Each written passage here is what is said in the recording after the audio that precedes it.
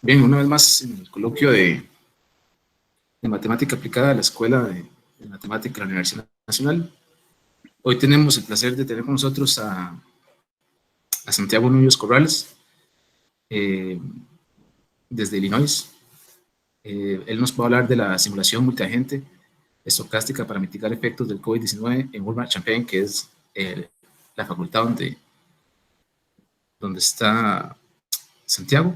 Entonces, sin más preámbulos, Santiago, de verdad, primero agradecerle y entonces, por favor, adelante. Muchas gracias.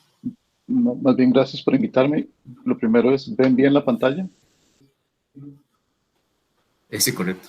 Ok, entonces, este trabajo fue efectuado en el marco de la emergencia de COVID y fue hecho con financiamiento parcial de la Universidad de Illinois, específicamente el Departamento de Informática y la Facultad Graduada, el Centro de Aplicaciones de Supercómputo NCSA, y con parte de fondos de un fellowship de Intel, ACM, a través del SIG-HPC, que es el grupo de interés de ACM, de la Conferencia de Supercomputing en Alto Rendimiento, Computación de Alto Rendimiento. Mi tutor, Eric Jacobson, es de la Facultad de Biología Celular y Molecular y del National Center for Supercomputing Applications aquí en Illinois. Y sin más preámbulo, creo que lo primero es qué función cumplen los modelos de situaciones de crisis, porque es muy distinto a la condición que cumplen en momentos de investigación académicas. Voy a tratar de ir lo más lento posible, pero es bastante material porque quiero que haya la máxima transparencia posible en lo que hicimos y el tras bambalinas, lo que no se ve cuando uno modela, o que es todo lo que está pasando mentalmente y toda la investigación de fondo. Entonces, inicialmente, en una crisis muy simplistamente vista, hay un descubrimiento de la crisis, una identificación de los factores preliminares, una planificación y mitigación. Esa es preliminar, es burda, y luego es el desarrollo de instrumentos de medición, que es crítica. Eso nos lleva a herramientas de mitigación de mediano y largo plazo para después tratar de encontrar el control de situación. Ese control de situación lo que nos dice es, en esencia, voy a cambiarlo a puntero, lo que nos dice es cómo podemos utilizar las variables del problema para tratar de transformarlas. Luego, estrategias y recursos de supresión, cómo eliminamos la fuente de la emergencia de manera más definitiva, y si es algo recurrente, cómo hacemos la prevención post-crisis. Aquí, obviamente, eso nos lleva a que el uso de la computación como herramienta de la matemática y de la computational science, de la ciencia computacional, está respaldada en algo llamado racionalidad computacional. Imaginemos esto, si a uno le sale un tigre en la noche, el cerebro lo que hace es disparar la adrenalina a través del sistema límbico. No se va a poner a pensar qué tan grande es el tigre. Eso se llama racionalidad computacional en el sentido de que hay un costo de pensar y un costo de computar. Entonces, al igual que en el cerebro el sistema límbico existe, en una emergencia la toma de decisiones debe ser dirigida por este tipo de computacionalidad, de racionalidad computacional. Entonces, volviendo a los modelos, en la fase de descubrimiento el modelo es una estimación general de impacto, por ejemplo, un modelo de SIR. Luego, medidas preliminares, una vez que se identifican esos factores, y luego, una vez que se planifica y mitiga, debe preparar el modelo la identificación de variables de confusión. Eso lleva, una vez que se entiende el problema mejor, a cómo la evolución del problema dirige la agresividad de las medidas de muestreo, en este caso, por ejemplo, las pruebas de COVID. Luego, una disminución en varianza y resultados cuando ya en mediano y largo plazo, debido a que ya hay más calidad en los datos, o debería haber más calidad en los datos, y luego uno puede utilizar los modelos para empotrarlos en teoría de control. Finalmente, uno puede moverse a econometría epidemiológica, por ejemplo, en este caso, y luego a predicción en frecuencia de brotes endémicos. Si COVID es muy probable que se vuelva endémico, entonces hay que pensar en esta dirección. Para poder modelar hay que entender a fondo la enfermedad. Entonces lo que vamos a hacer es una revisión a fondo de coronavirus desde el punto de vista de la biología, la epidemiología. Voy a tratar de ir rápido para no gastar el tiempo en esto, pero es muy importante. Entonces, primero, en términos filogenéticos, hay cercanía con murciélagos y con pangolines. Esto es lo que sustenta eliminar estas teorías de conspiración de que es un virus creado. Y cuando se revisa la genómica del virus humano y la genómica del virus en murciélagos, es la que tiene mayor completitud con lo que se llaman los Open Reading Frames. Básicamente, eso es lo que codifica las diferentes proteínas. Sin embargo, la afinidad del sitio de dos de las proteínas que hacen, digamos así, el conducto que hace que el virus entre al cuerpo tiene más cercanía, curiosamente, con el pangolín. Entonces, esa es una de las confusiones iniciales acerca del origen. Cuando vemos la estructura del coronavirus, internamente lo que tiene es ARN y una proteína N que estabiliza el ARN, y todo eso está recubierto por una cubierta lipídica. Esa cubierta lipídica contiene, por ejemplo, la hematoglitina esterasa. Eso es un dímero, es una molécula que básicamente estabiliza la cubierta externa que sostiene las glicoproteínas esas que son utilizadas por el virus, como lo vemos en este diagrama. El virus llega, hace un enlace, un binding, que es estérico, es decir, depende de la forma, se pega, y una vez que el virus se pega por un mecanismo muy interesante que vamos a ver, la membrana del virus se pega con la membrana de las células, y estos receptores ACE2 son los que hacen que se pegue. Es muy importante, si hay coronavirus y uno tiene dolor, si hay coronavirus en el ambiente y uno tiene algún dolor, es bueno no utilizar ibuprofeno. El ibuprofeno maximiza la expresión del ACE2 en la superficie de las células epiteliales, especialmente en los pulmones. Lo que sigue es, bueno, cuando se comparó, por ejemplo, para entender si los mecanismos contra SARS eran útiles o no, hay más diferencias con SARS que con el coronavirus de los murciélagos. Lo que hace para hacer, o lo que el virus hace para pegarse a las células, es inducir lo que se llama una curvatura de membrana. Aquí, aquellas personas que trabajan con análisis sensorial y geometría diferencial, hay una tonelada de cosas por hacer y muchísimo tiempo de simulación entra aquí. Por ejemplo, yo no pude utilizar mucho supercómputo local porque están pegados haciendo un montón de estas simulaciones. Tuve que usar Amazon. Cuando el virus entra, crea unas cosas que se llaman unos poros virales o unos porovirus, y esto lo que hace es inyectar iones y sacar otros de tal manera que la configuración estequiométrica de la química interna de la célula sea ideal para replicación. Internamente el genoma del coronavirus tiene un montón de cosas. Lo más interesante es que tiene protección ARN del ARN para que a la hora de replicarse no haya errores y que evite mecanismos de la célula para eliminarlo. El resto son, por ejemplo, esto es lo que hace el hackeo de las células, y esto es lo que al fin y al cabo se produce para que el virus se multiplique muchas veces. Muy bien. En el ciclo de enfermedad puede haber casos asintomáticos, leves o graves, y eso lo que tiene que ver es con las diferentes respuestas. En los casos asintomáticos, los linfocitos T, que son las células sensoras del sistema inmunológico, se encargan de detectar y remover eficientemente. En los casos leves, simplemente es una infección que llega a la base pulmonar, pero en los casos serios produce, además del edema, que es básicamente líquido en pulmones, muerte celular, muerte de las células blancas, empiezan a hacer unas estructuras a partir de las plaquetas que se comportan anormalmente. Eso incrementa la presión arterial por vasoconstricción y empieza a dañar tejidos en órganos críticos. Los síntomas no los voy a discutir en detalle. Lo interesante es que es un rango enorme de síntomas que hasta incluye, por ejemplo, diarrea y náusea y vómito, y un no despreciable 12% de otros síntomas en algunos de estos estudios. Este es un metaanálisis reciente. Esto se ve, además, respaldado con una química clínica en la cual hay dos cosas que resaltan: un desequilibrio de todo lo que es la parte inmunológica del cuerpo, y esto es muy interesante, que se llama la deshidrogenasa láctica, que lo que representa es daño de tejidos, es decir, es un daño de tejidos. El mecanismo del coronavirus principal es atacar las células T. Hay un montón de simulación que se puede hacer, pero para efectos epidemiológicos, esa es una de las cosas que no es importante simular. Estoy también en la presentación diciendo que es importante y que no simular. Luego, en la tasa de mortalidad por casos, está en diferentes metaanálisis alrededor de un 1%, y en Costa Rica, por ejemplo, esto no es la excepción.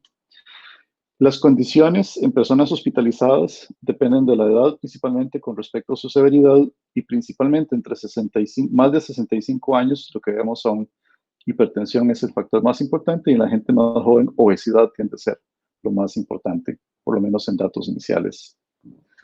Ahora sí, en la epidemiología poblacional, lo que se ha encontrado es una correlación que por el momento es tenue entre el aumento, la cantidad de personas severas con respecto a la aplicación de la vacuna BCG. Esta correlación se ha vuelto cada vez más tenue debido a que en este momento era temprana esta investigación, pero hay una hipótesis posible en la cual la exposición a diferentes vacunas incrementan a nivel poblacional la resistencia a virus como los coronavirus. Esto es una hipótesis aún en investigación.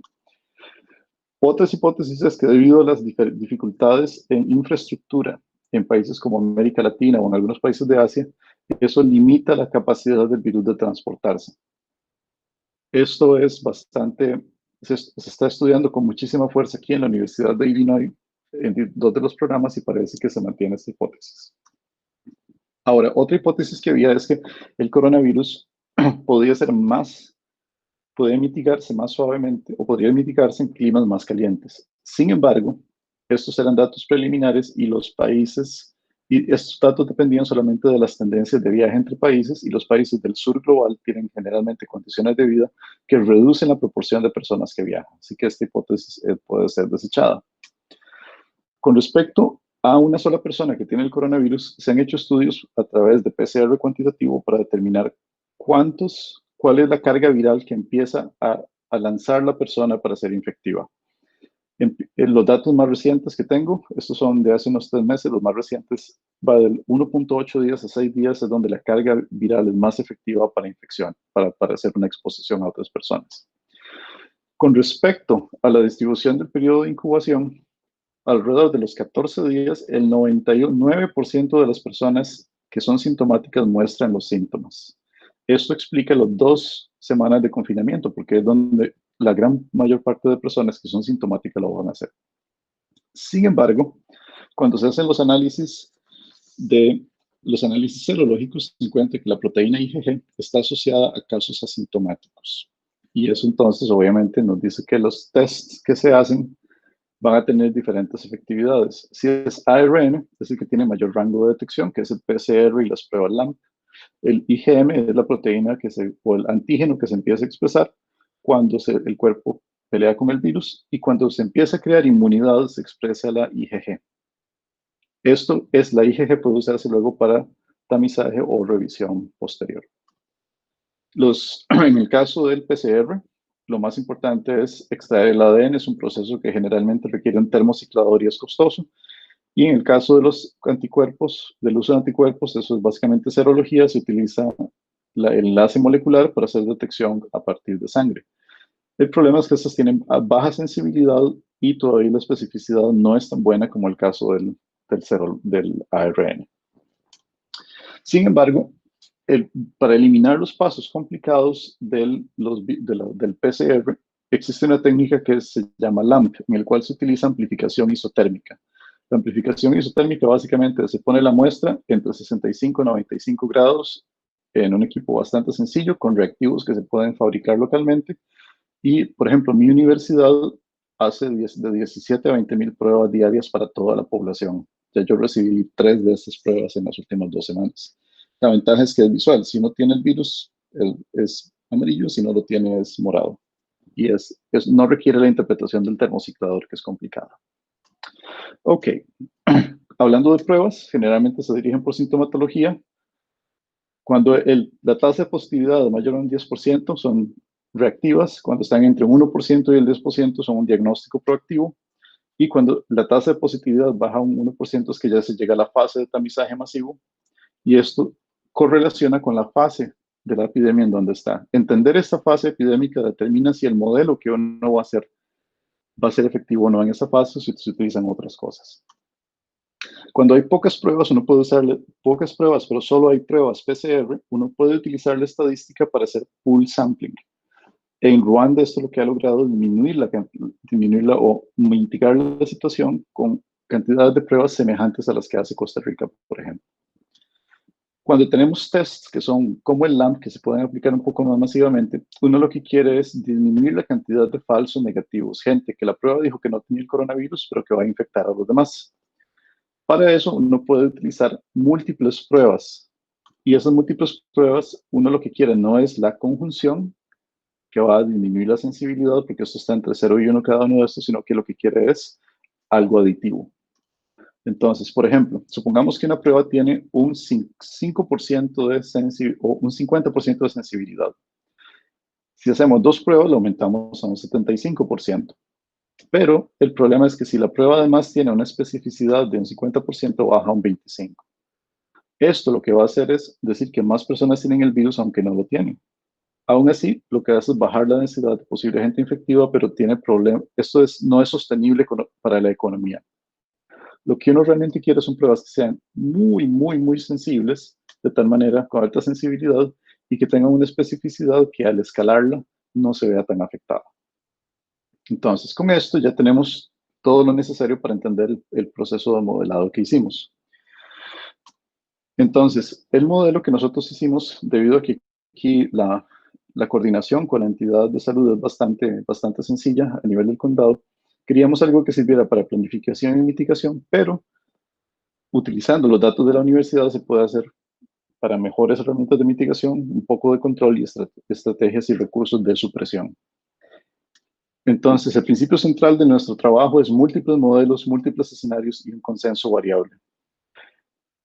Para tomar decisiones es antiético y no debería ser permitido usar solo un modelo, debido a que lo que se necesita es un consenso. Por ejemplo, hay una página muy interesante que alguien lo hizo, COVID Projections, y lo que hace es, además del modelo, y junto con los datos reales, presenta las proyecciones de su modelo y los modelos del IHME, que es el que se utiliza para las predicciones en CDC. Si no se tiene un consenso, en una situación de emergencia no hay tiempo para hacer calibraciones perfectas y lo más cercano que se puede tener son estos límites. Ahora sí, en cuanto a modelos, todos hemos visto los SIR, por ejemplo, el modelo de Tomás de Camino, que es el más preciso que conozco para aplicado a Costa Rica. Los SIR estocásticos o las cadenas de Markov de tiempo continuo, si no conoce cómo funciona la variabilidad, los sistemas multiagentes, en los que son los que yo trabajo, en los cuales si no tienen información detallada del quehacer de los agentes, es mejor, o los modelos de redes, que son modelos para hipótesis mucho más específicas. La aplicación depende de la confiabilidad de los datos a partir de detección y la especificidad de hipótesis de trabajo, es decir, empezamos de más sencillo a más complejo, y los recursos computacionales definen mucho. Los modelos más sencillos son más eficientes, los modelos de redes consumen mucho tiempo y los modelos más complicados son difíciles de calibrar. Entonces, este modelo es de agentes. En el modelo hay una población susceptible que con una probabilidad de contagio se vuelve expuesta y para determinar si cada agente se vuelve asintomático o sintomático, eso depende de una distribución de Bernoulli y el tiempo de incubación para reflejar aquellas diferencias, por ejemplo, las diferencias que son genéticas, epigenéticas, es una distribución de Poisson. Entonces, hay gente que a los 2 días presenta esa sintomatología o dura muchísimo más para presentarla. Luego, hay casos severos, que son la severidad de nuevo por una variable de Bernoulli, y el fallecimiento depende de la mortalidad por sexo y por edad. Sin embargo, la gente también puede recuperarse y el tiempo de recuperación también es una distribución de Poisson en este caso. Testing se aplica a expuestos sintomáticos y asintomáticos en el modelo. Ahora sí. El modelo empieza con una población de N. Asumimos que aquí aplica una ley de masas, es decir, no hay salida o entrada de agentes excepto en otras condiciones. Y algunos de estos agentes empiezan expuestos en el modelo, eso es configurable. A veces, en ocasiones, alguien puede pasar por una ciudad, esa persona está infectada e infecta a otro resto y crea una fluctuación, crea un brote. Eso se hace a través de una probabilidad que determina la tasa de entrada de personas posiblemente infectadas. Pero a veces uno quiere simular migraciones. Entonces, agregamos una probabilidad de ingreso de migración que incrementa simplemente el número de agentes. Eso es lo que simulamos aquí, como vamos a ver. A veces también uno tiene una población que se autoaísla o se aísla debido a medidas de política pública. Ese es aquí se le llama shelter at home, quedarse en casa y no salir. Ahora sí, cuando hay pocos casos, cuando la mayor parte de la población es susceptible, uno puede tomar el número efectivo aproximadamente igual al número básico, que es lo que hicimos. Nosotros solo utilizamos el R0 local como calibración inicial y el resto es un parámetro que se calcula. No es tan importante en este caso. Entonces tomamos, por ejemplo, se pueden tomar las ecuaciones básicas del modelo de SIR En este caso, este es el parámetro gamma, que es inverso de la duración del proceso de incubación. Y al final logramos calcular que para un ensemble, para una gran cantidad de modelos que corren simultáneamente, de agentes que corren simultáneamente, uno puede calcular la probabilidad para ese ensamble. Entonces, básicamente, obtenemos una aproximación. Este 96 pronto va a salir de dónde, vamos a entender de dónde sale. Este modelo, la capacidad de un modelo, por ejemplo, vamos a ponerlo así, vamos, ¿cómo lo explico mejor? Este modelo es ideal cuando la situación aún no es crítica, porque cuando la situación no es crítica, vale la pena invertir muchísimo tiempo porque es una situación bastante inestable. Cuando una epidemia es crítica, ya entra en una fase exponencial y hay que ser bien chapa como para no pegarle a una función exponencial. Inclusive los intervalos de confianza se vuelven exponenciales. Entonces, la probabilidad de contagio, si cada agente representa una sola persona, podemos aplicar la probabilidad de contagio directamente. Pero si un agente es representante de muchas personas, porque a veces no tenemos la capacidad computacional de hacer para una ciudad de 100.000 personas 100.000 agentes, tenemos que reescalar esta probabilidad. Y existe algo en física estadística que se llama teoría de grupos de renormalización, que en esencia lo que nos dice es, podemos reescalar el sistema en tiempo y espacio de tal manera que se preserve lo que se llama un punto fijo, sin perder la característica general del sistema, y eso nos da unas distancias críticas. Entonces, nosotros asumimos que este es nuestro ansatz, el informed guess, ¿no? ¿Cómo se dice? Pues nuestra suposición informada. Y después de algún trabajo logramos encontrar cuál era el factor de reescalamiento de ese ansatz. Es logarítmico debido a que trabajamos con probabilidades en vez de distancias y tiempos. Y luego podemos alterar esto de tal manera que la probabilidad original no se altera, pero podemos calcularlo de manera efectiva en el modelo, por ejemplo, para el caso del RT. Muy bien. Simplemente el espacio donde se mueven los agentes es un retículo. El movimiento es aleatorizado en un espacio de Moore. Cada agente se puede quedar durante 15 minutos en cada punto. Nosotros simulamos 96 puntos de tiempo por cada día. Eso nos da una resolución grande y la razón de que sean 15 minutos es que es lo que se ha investigado que es suficiente para ser infectivo. Y lo que se queda un agente está dado por una distribución de Poisson. Una mejor alternativa, que no se nos ocurrió en ese momento por la carrera, es que debió ser una distribución por una ley de potencia, porque eso refleja correctamente la distribución de sitios y la preferencia.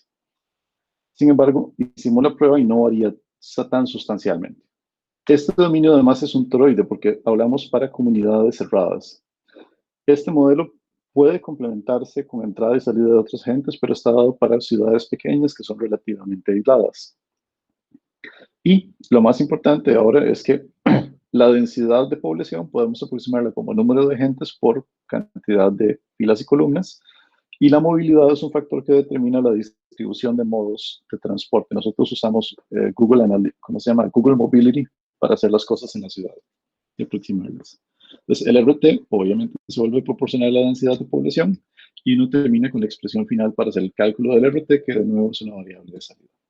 Ahora sí, vamos con varias de las medidas. Por cuestiones de tiempo voy a solo mencionar dos de ellas. Una de las medidas es el autoconfinamiento, quedarse en casa. Además de esa proporción que habíamos visto, tenemos algo que se llama la eficiencia del aislamiento. Por ejemplo, a veces uno le da hambre, entonces llama que le lleven la comida y se le olvida lavarse las manos, y eso es una oportunidad para que el virus entre. Lo otro es que cuando hay distanciamiento social, por cuestiones de mecánica de fluidos, cuestiones de teoría de gases, entre mayor distancia decrementa la probabilidad y el uso de máscaras crea una barrera adicional. Para simular esto utilizamos investigación muy reciente de la dispersión de partículas, por ejemplo en estornudos, cuando las personas hablan y sale saliva, y encontramos una distribución que aproxima la densidad de partículas en diferentes puntos y distancias. Y lo que encontramos fue que ponerse una máscara lo que hace es efectivamente incrementar esta distancia y hacer el efecto como si fuesen mucho más distante y solo un poquito de las gotículas puedan pasar. Entonces, lo otro es, como son cálculos, este es un modelo totalmente estocástico de qué tamaño es el ensamble que tenemos. Y encontramos una relación interesante en donde lo que queremos es la mínima variación del intervalo de confianza al usar un procesador y usar un procesador menos, o un núcleo más o un núcleo menos. Y empezamos con una variación máxima de 1. Al final, lo que hipotetizamos es que había un valor crítico, un SUC del cual ya no se podía mejorar, y esto realmente es una expresión de algo que se llama la ley de Amdahl o la ley de rendimientos decrecientes. Esto no se nos ocurre así mágicamente, sino que ya hay mucho precedente al respecto. Luego también agregamos un modelo econométrico en el cual para cada estadio de la enfermedad los agentes generan un cierto valor privado y un cierto valor público. Estos valores estuvieron generalmente asociados a aquellos que se reportan en diferentes estudios econométricos de cada interacción, cada trámite que una persona hace, cuántos empleos públicos genera, cuánto valor público hace, etc. Y para aquella gente que le gusta la economía y le gusta entender factores de histéresis y cosas así, agregamos dos exponentes críticos que en este momento los dejamos quietos para que no fuera muy complicado. Muy bien. Para la programación utilizamos Python, que parece una opción bastante poco eficiente, y es bastante poco eficiente. Sin embargo, conversamos con la gente que desarrolló Mesa, que es un paquete para desarrollar simulaciones multiagente en Python 3. Y lograron sacarle muchísima eficiencia, logramos optimizar muchísimas cosas. Curiosamente, lo más caro es la generación de números aleatorios. Haciendo un profiling de nuestro código, se genera, bueno, 90% del tiempo se gasta tirando números aleatorios, ¿no? Y eso es algo que necesitamos mejorar. Tenemos algunas ideas, pero falta mucho. Entonces, el modelo está disponible en GitHub, es de código abierto.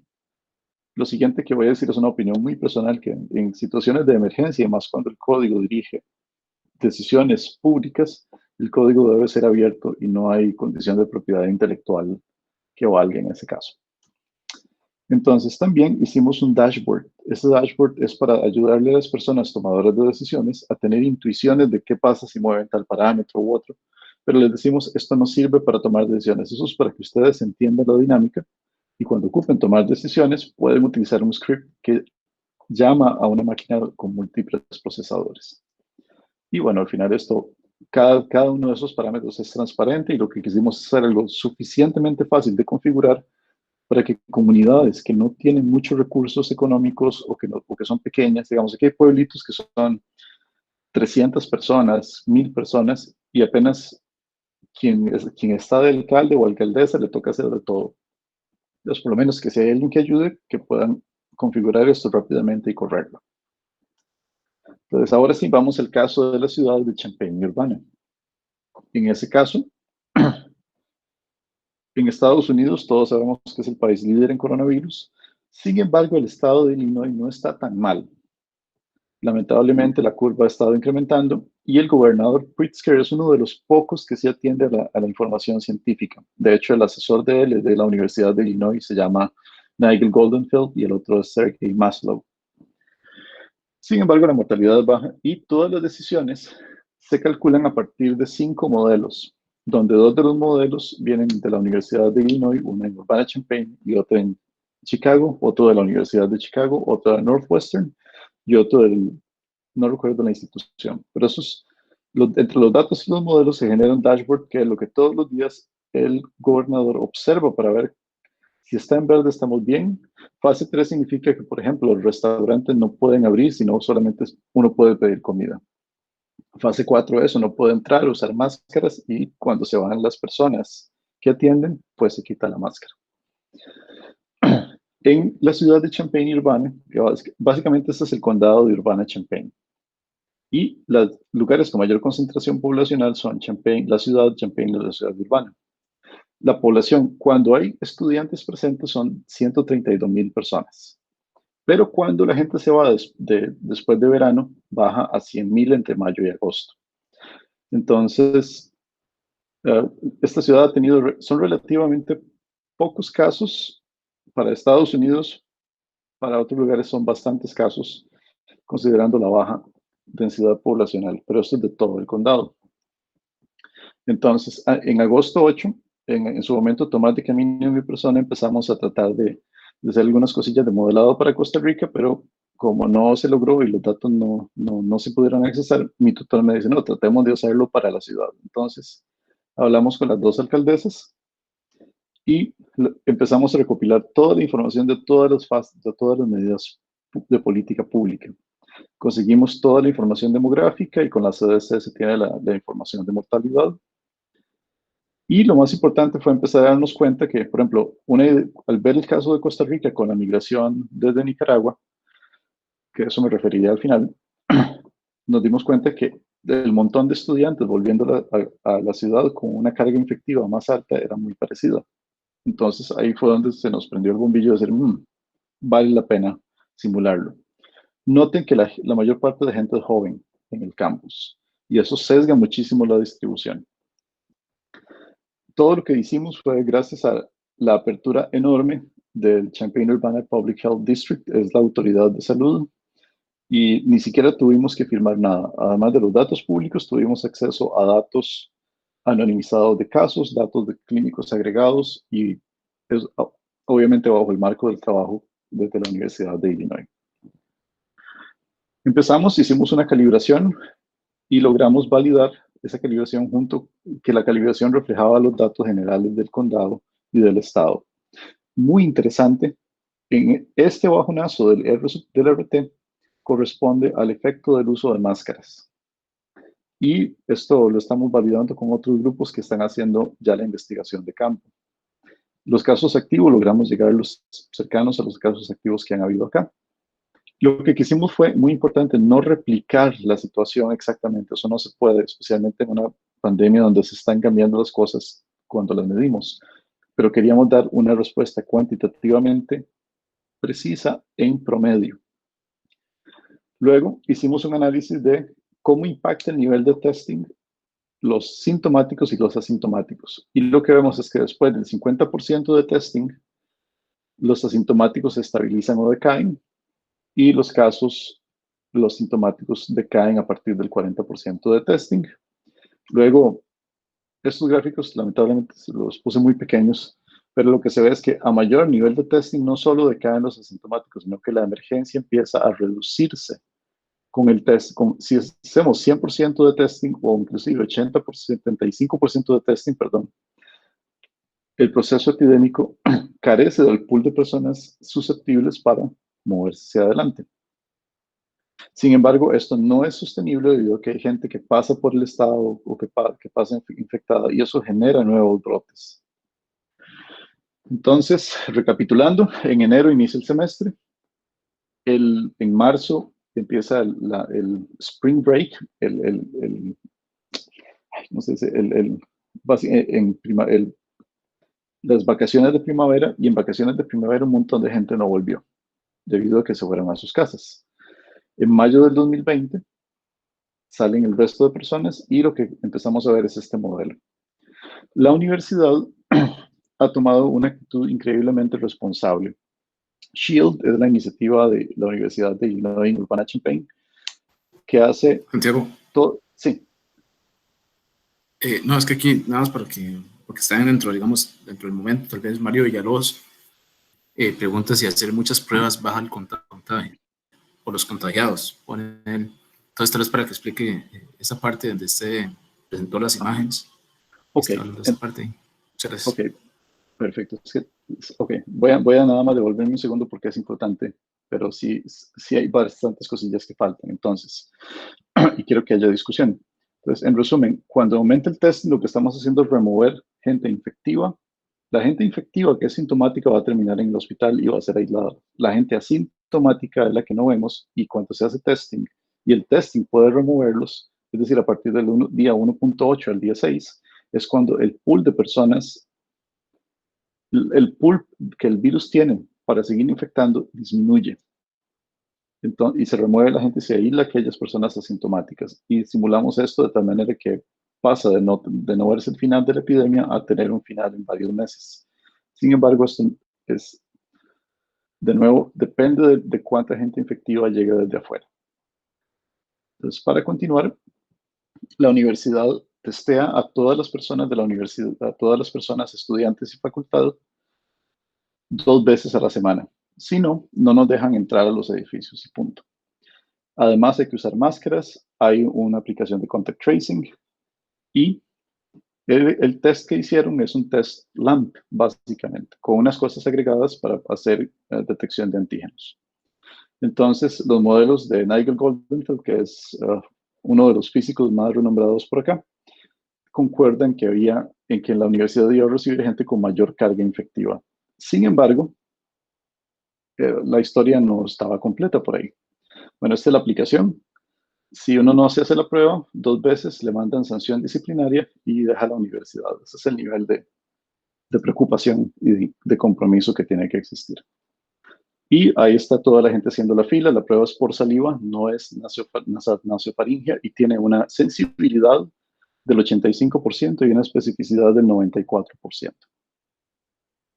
Ahora, esto es la universidad, pero lo que hace la universidad legalmente no lo puede pasar a la ciudad. Entonces, lo que nosotros hicimos fue calcular el impacto sobre la ciudad de la llegada de personas universitarias. Entonces, lo que queríamos era tener una prueba que pudiera ser, o corrección, una simulación que pudiera ser ejecutada fácilmente, rápidamente, en 1 hora o menos. No logramos bajarlo más allá de 1 hora. Y para eso, cada agente tenía que representar a 100 personas. Eso nos dio un número específico en el grupo de renormalización. Ese es el factor de escala. Y además, también calculamos cuántos procesadores se necesitan para que el error en los intervalos de confianza fuera suficientemente pequeño. Y resulta que con 30 procesadores estábamos por debajo estábamos por debajo del 5%. Eso se corrió en el Amazon Cloud con 36 núcleos y 64 GB de RAM. Aquí la memoria es súper importante. Este bajonazo que vemos aquí, más bien, perdón, estos teponazos que vemos aquí es por el uso de memoria RAM versus el uso de memoria caché, de swap memory en una computadora, no caché, perdón. Eso se llama una aceleración, de aquí hasta acá se llama una aceleración superescalar. Entonces, los resultados fueron que en este momento el RT iba a subir, ya llegó a un 2 punto y resto más bien. Y esto es, si había alta movilidad, es decir, si no se cierran establecimientos y la gente es descuidada, especialmente estudiantes de pregrado aquí son bastante, les gusta moverse mucho. Y si se bajaba la movilidad, si se cierran establecimientos, si se tiene cuidado, pues baja la tasa de reproducción efectiva. Los casos activos, no sé si ustedes vieron lo que pasó con la Universidad de North Carolina, que tuvieron que cerrar. La razón detrás es que si no hay testing, no hay forma de remover personas asintomáticas. Aquí la movilidad determina el tamaño del pico de la curva, pero básicamente se puede llegar a un nivel semejante al que había antes. Aquí toma un poco más de tiempo. Lo que simulamos fueron 2 semanas, básicamente, entrada de la llegada de la gente a la universidad, el periodo de testing y 2 semanas posteriores sin testing para ver la sensibilidad del sistema. El mecanismo, como lo hemos dicho, es la disminución de gente asintomática con las pruebas, es drástico. Y eso es muy importante porque pueden ser entre el 35 hasta inclusive el 60%, de acuerdo a diferentes estudios epidemiológicos. Los casos severos, una de las limitaciones de nuestro estudio es que no tienen la resolución suficiente. Entonces, lo único que podemos decir es que cuando hay alta movilidad, hay mayor presencia de posibles casos severos, independiente de testing, pero más allá de eso no podemos dar números cuantitativamente fuertes. Y con la parte econométrica, cuando la gente puede seguir ganando dinero, tal vez hay una disminución cuando aumenta una disminución de esa velocidad de creación de valor privado.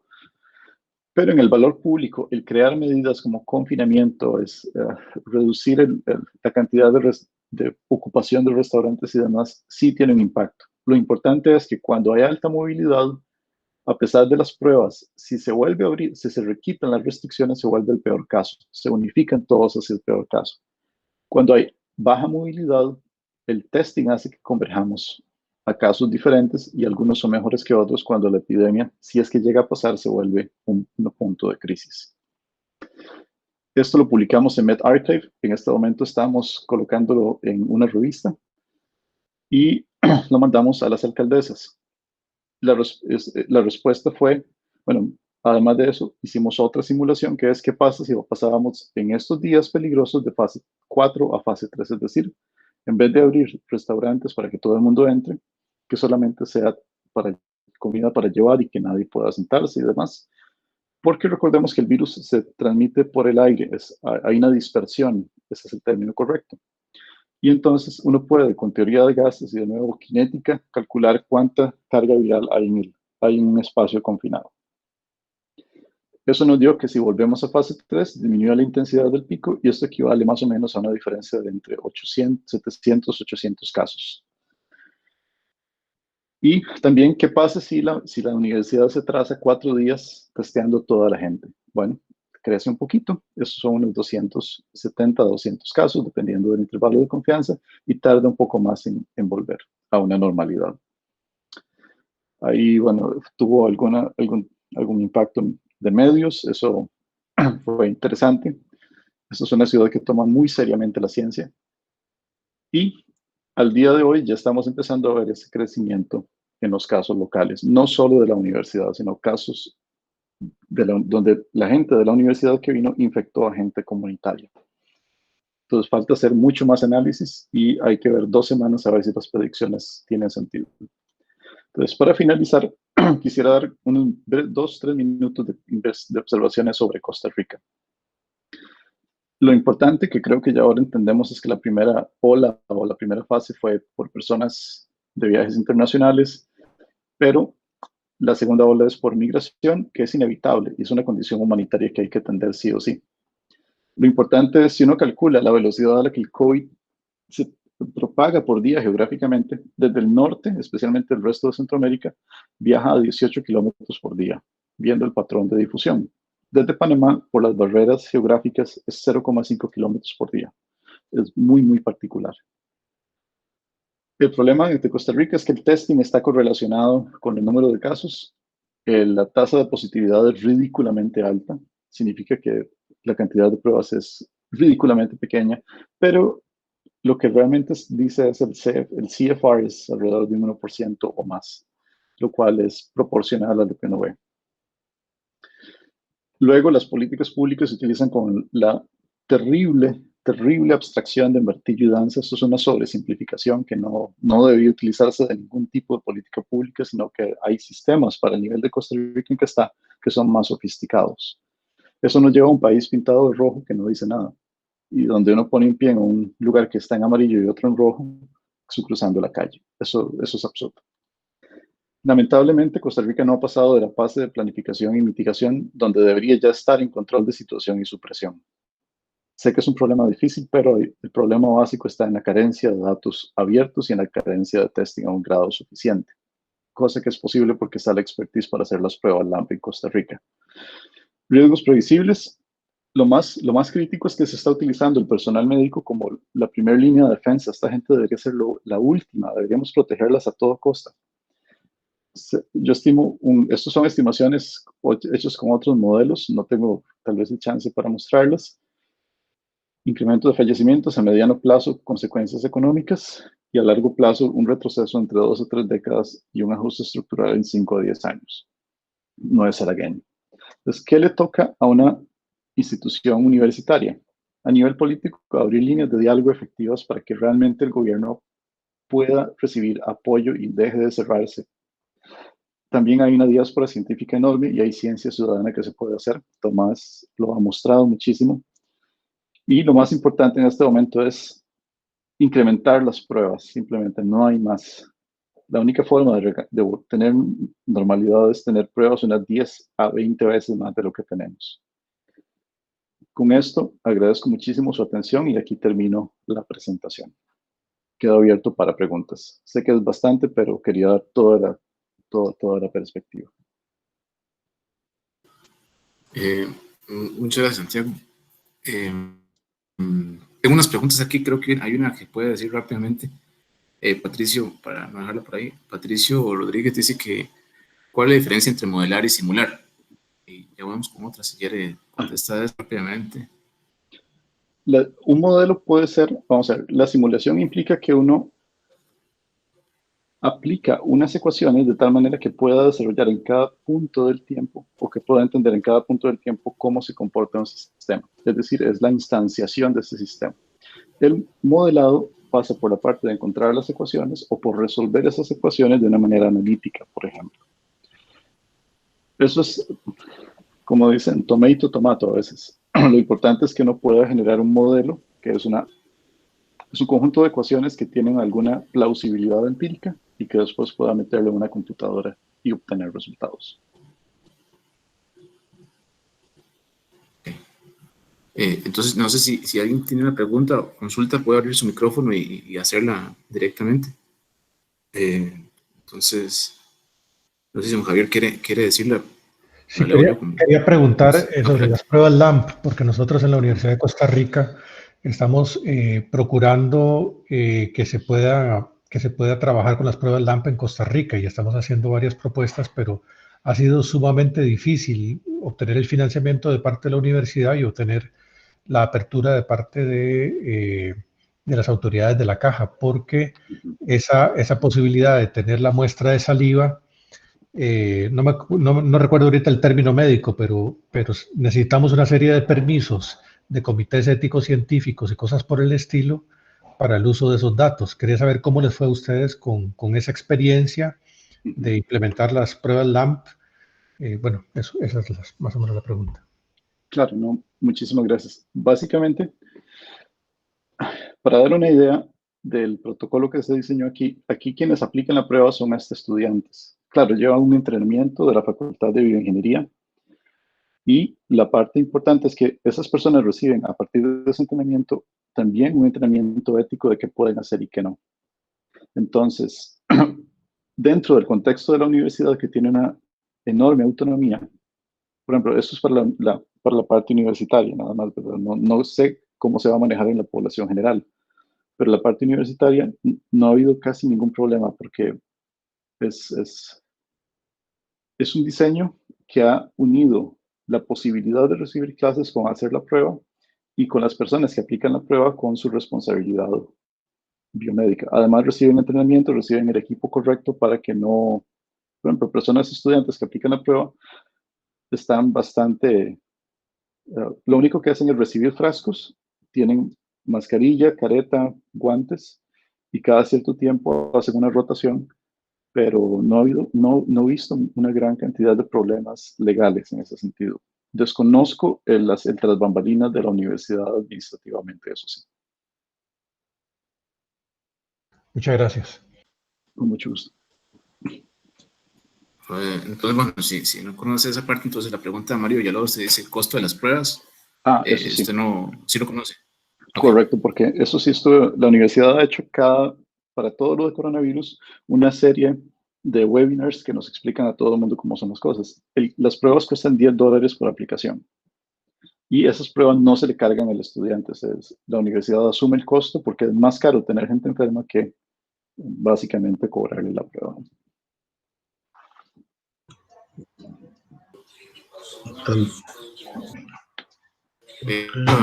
¿Pregunta o comentario? Tal vez, sí, no, bueno, hola, ¿cómo les va, Mario?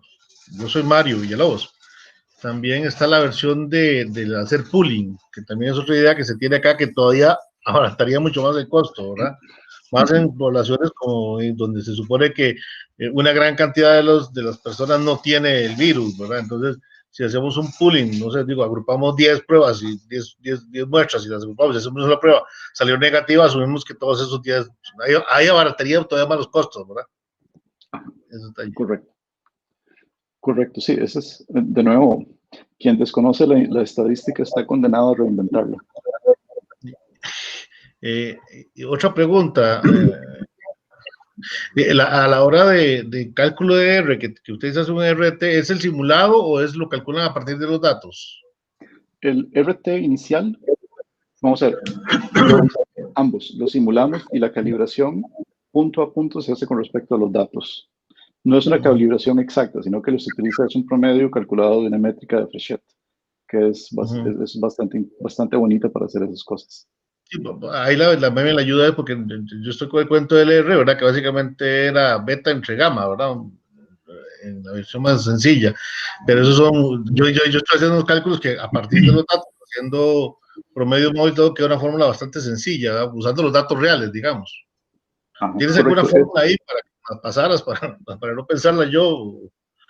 Más bien, comuniquémonos porque hay varias, vamos a ver, la fórmula depende de lo que se quiere hacer. En mi caso fue porque es un promedio, como es estocástico, simplemente es un observable promedio lo que tenemos. Eso facilita el tratamiento no formal del asunto. Sí, no, yo lo que estaba haciendo es que a partir del beta entre gamma despejé las ecuaciones y digo, mira, me queda la derivada de los casos activos entre los recuperados en derivadas, pues, y aproximo eso aproximo las derivadas por diferencias y las diferencias las aproximo por promedios móviles. Entonces me salió una fórmula bonita ahí. Pero bueno, tal vez hablamos bien luego, ahí te contacto luego para hablar. Ok. Correcto. Una pregunta. Sí. Soy Alex Murillo, también de la UCR. Ustedes intentaron usar la prueba LAM con una muestra combinada con saliva de varias personas. Es que es muy barata. Bueno, vamos a ver, para aclarar, yo no estuve a cargo o no estuve involucrado en la parte de hacer las pruebas, eso fue el departamento de bioingeniería, pero si entiendo bien la pregunta, es si hubo una fase de pruebas con pooling. ¿Esta es la pregunta o podría aclararlo, por favor? Sí, más o menos, como que tomaron varias muestras de saliva a un grupo de personas, digamos como aquí en Costa Rica, que podemos hablar de una burbuja. Una familia se le toman todas las muestras, si da negativa, todos son negativos, y si la muestra de la burbuja en común es positiva, es porque alguno es positivo. Ah, ok. No, sí, esa fase se evaluó. Perdón. Esa posibilidad se evaluó. Sin embargo, debido a que se habla de hubo un regreso a clases, la universidad tiene planos actualizados que permiten hacer la cinética o la cinética de gases y la cinética de dispersión de gotículas. Entonces, Nigel Goldenfield, que es el investigador a cargo, decidió que se iba a hacer el cálculo completo. Y el cálculo completo indica que la diferencia la ganancia entre hacer pruebas a todo el mundo y entre hacerlos en pool es muy grande. Especialmente con personas que son de pregrado, que aquí el pregrado es bastante particular el comportamiento, entonces era demasiado riesgo. Ok, gracias. Don Javier tiene otra pregunta. Yo estoy de acuerdo en el problema de la poca cantidad de pruebas que hay en Costa Rica y por lo tanto la poca cantidad de datos. Pero hay otro problema con los datos en Costa Rica y es la calidad de los datos o el retardo en que los datos son publicados o están disponibles. Una pregunta es si hay alguna recomendación en cuanto a suavizar datos, es decir, tomar, qué sé yo, alguna media móvil con alguna ponderación a los datos más recientes o algún tipo de recomendación tuya en cuanto a ese manejo.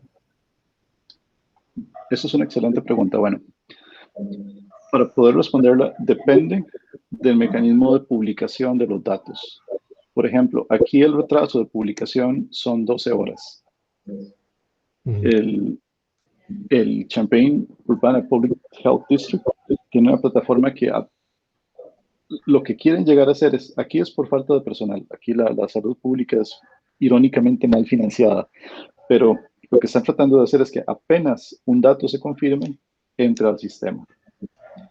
El problema de suavizar datos, lo único que nos va a generar son pendientes móviles y eso es muy difícil de controlar. Eso ya se ha estudiado acá y lo que se necesita más bien es el origen de datos que sea de buena calidad.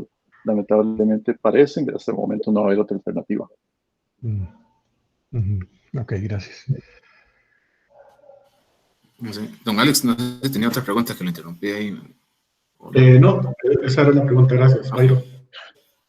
Perfecto. Mucho gusto. No sé si alguno tiene otra pregunta o comentario. Una preguntita. Alex. Alexander, ustedes como modelo han proyectado que si se mantienen las medidas establecidas por la universidad, se mantendría la epidemia a raya, esperando la aparición de una vacuna, o cabría la posibilidad de que se les disparara en algún momento para crear caos. Sería básicamente. Bueno, insisto, lo siguiente que voy a decir está limitado porque solo simulamos 2 semanas. De nuevo, la predicción de estos modelos también depende de política pública y simular mucho tiempo hacia adelante no es la idea. Pero en el contexto de lo que entendemos hasta ahora de un sistema no lineal que se mueve difícil, es lo siguiente.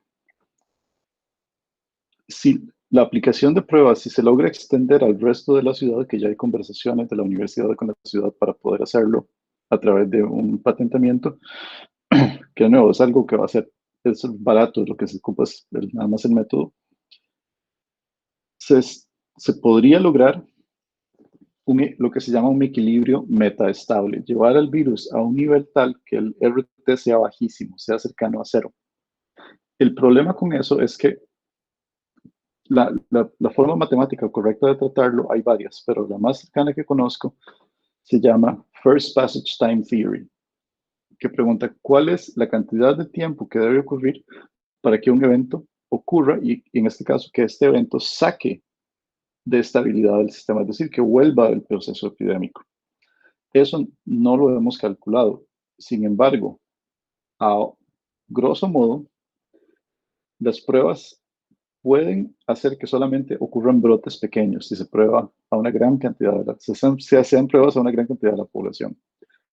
La vacuna lleva a un estado estable. Uno lo puede modelar energéticamente porque con la vacuna es muy difícil que una población se salga de ese estado. Entonces, otra forma de modelarlo es a través de procesos de histéresis, en donde el inicio de la curva histérica realmente no es uno cambia la métrica de esa curva histérica por una métrica exponencial. Es muy fácil empezar sin infección, llegar hasta arriba. El regreso de la curva histérica es casi logarítmico. Uno invierte un montón de energía cuando está arriba para poder empezar apenas a bajar hasta un punto en donde ya es fácil volver a un estado. También eso nos explica el por qué es tan costoso desde el punto de vista de política pública eso. Pero se espera en la ciudad que, de nuevo, si la gente sigue las instrucciones, por ejemplo, aquí, quien no usa máscara puede ser demandado por el Estado. Entonces, eso cambia las cosas, ¿verdad? Y sí, aquí también es una población atípica, es una población que la mayor parte de gente universitaria o que es una situación atípica. Pero en general se espera que la situación mejore, inclusive mejor de lo que ha estado en el pasado. Si puedo intervenir un segundo. Algo que hay que tener claro con COVID es que siempre va a haber una enfermedad endémica, un nivel endémico de enfermedad. Yo creo que incluso con la vacuna, lo que ya se está observando es que no va a ser, es tipo gripe, ¿verdad? Donde, bueno, me va a curar por un tiempo, va a mantener cierto pero va a haber otros brotes nuevamente. Y yo creo que a eso lo que hay que ir planeando, ¿verdad? Que va a haber siempre un endemismo del COVID y que va a haber brotes, ¿verdad? Y el mecanismo para controlar esos brotes mezcla una serie de cuestiones que son ya prácticas culturales que van a tener que ver con el uso de mascarilla, probablemente por muchas décadas, a estrategias de testeo y detección rápida, ¿verdad? Entonces, yo creo que Santiago lo resumió muy bien. A nivel escala universidad se puede, esa es una ventaja hacerlo a escala universidad, que es que como que hay mucho más control de lo que está sucediendo, y yo creo que va a ser mucho el resultado interesante de lo que está haciendo Santiago en la universidad, que después se puede extrapolar a nivel ciudad e incluso a nivel país, ¿verdad? Entonces, muchas gracias, Santiago, excelente presentación. Muchas gracias. Tal vez ahí, Santiago, para tal vez una versión más sencilla de lo que preguntaban con el testeo, que de hecho lo hemos comentado, y resulta que sí, entre más pruebas se hagan, vamos a detectar a los ¿cómo se llama? A los los asintomáticos, y que son esos son asintomáticos que no se han detectado, son los que andan transmitiendo son los que andan transmitiendo el virus. Los detectados están usualmente encerrados, algunos se escapará, pero son pocos. Entonces, y si tenemos lo que están haciendo ustedes ahí en la universidad, bueno, la universidad lo que está haciendo, las pruebas LAMP, que son muy baratas, y nosotros estamos pensando en agregarle pooling, ¿verdad? En unas ideas por ahí, donde en vez de hacer una prueba, si sabemos que mucha gente no tiene el virus y podemos agrupar, no sé, 10, 16 o una cierta cantidad, entonces nos saldría muchísimo más barato y podemos estar haciendo pruebas masivas, ¿verdad? Pero yo la puse por ahí, lamentablemente como que aquí la gente no quiere escuchar y papieres hay un chisme ahí de que se está pagándole a una privada, al parecer, ¿verdad? ¿No? A un hospital privado para hacer las pruebas, ¿verdad? Entonces ya está, y pruebas de las PCR que son mucho más caras, ¿verdad? Nada más ahí comentar. Y obviamente muy buena la conferencia, más bien, hay que sentarse con más calma a leerla para volver a ver, para entender. Muy buena, muchísimas gracias. Yo tenía una pregunta. No sé si ustedes incluyeron dentro del modelo la reincidencia de la enfermedad o si en algún momento lo han bosquejado en algún estudio, porque creo que todavía no se tiene claro, ¿verdad? Si es que las personas pueden volver a ser susceptibles después de haber sido contagiadas. Y no sé si en algún momento lo valorarán. Excelente pregunta. En este momento no lo tenemos contemplado en el modelo. Sin embargo, no es difícil agregarlo porque el código está, vamos a ver, también hay una parte importante que no es solo escribir el modelo, sino que tenga buena ingeniería de software detrás. Eso significa que no sea doloroso cambiarlo en el futuro. Aquí, en eso, los métodos de la universidad son bastante estrictos. Entonces, agregarlo significa literalmente agregar en código esa transición. A ver, no es difícil y nada más quedaría activarle por ejemplo, en el archivo que hace las configuraciones, es decir, permite reinfección con una probabilidad. Sería otra parte del modelo. Serían dos variables más en la configuración. Muchísimas gracias y excelente conferencia. Con gusto, más bien, gracias. ¿Alguna otra pregunta, comentario? Si no hay, entonces agradecerle, Santiago. Realmente estuvo intensa, pero realmente se pudo seguir el hilo de la charla. Muchas gracias por estar acá y presentar, digamos, esos aportes realmente que están haciendo. Y también, digamos, el espacio, yo se lo dije, es para abrir, digamos, a personas la posibilidad de hablar y comentar de lo que están trabajando y por qué no ayudar, ¿verdad? En algún momento. Entonces, Santiago, ¿verdad? Y a todos los que estuvieron presentes, los que hicieron comentarios, los que estuvieron oyentes, muchas gracias de verdad por participar. Entonces, muchas gracias, Santiago. Más bien, muchas gracias por invitarme y ahí ojalá podamos repetir alguna otra cosa interesante en el futuro. Y gracias a la gente por sentarse a escuchar una charla densa. Muchísimas gracias a todos. Entonces quedamos despedidos. Muchas gracias. Santiago, nada más se queda un minuto nada más para continuar un comentario. Muchas gracias. Sí, claro. Hasta luego. A los organizadores. Gracias. Vamos a estar molestando más bien después. Claro, claro. Buenas tardes. Muchísimas gracias, Santiago, Byron y todos. Hasta luego, muchas gracias. Hasta luego. Muchas gracias. Muchas gracias.